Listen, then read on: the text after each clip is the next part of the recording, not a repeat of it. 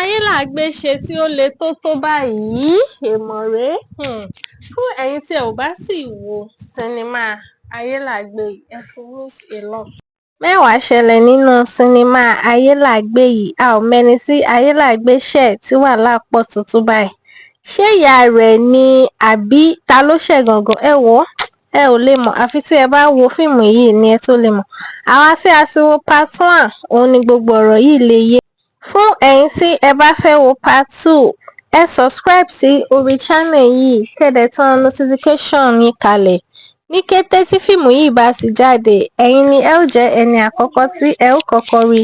Nígbà tí a ó sì máa fi description bí ẹ ó ṣe rí fídíò náà wò láláì ní wàhálà nínú rárá sí under fídíò yẹn.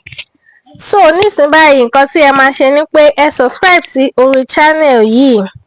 Nígbà tí fíìmù náà bá sì ti jáde ní àìpẹ́ yìí tí ẹ ó sì rí. Ẹ̀yin tí ẹ ò bá sì wo part 1 Ayeelagbe yìí, ẹ tètè lọ wò ó. Tí ẹ bá dẹ̀ ń wò, ẹ má jẹun aláta torí pé ẹ̀rín àríntàkìtì. Ohun tí Tosin fi ojú Ayeelagbe rí nínú fíìmù yìí kò ń ṣe díẹ̀ o. Kí ló padà ṣe?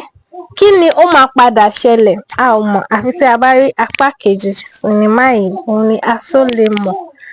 Ẹ má gbàgbé, ẹ subscribe sí orí channel kẹ́dẹ̀ tán notification yín.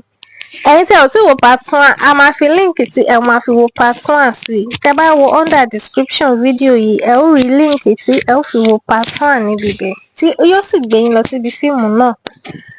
Gẹ́lẹ́.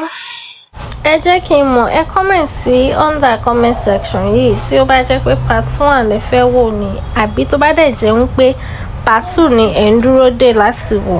Màá send link tí ẹ máa fi wò. A máa fi sí under description wa. Ó tún dìgbà kan náà.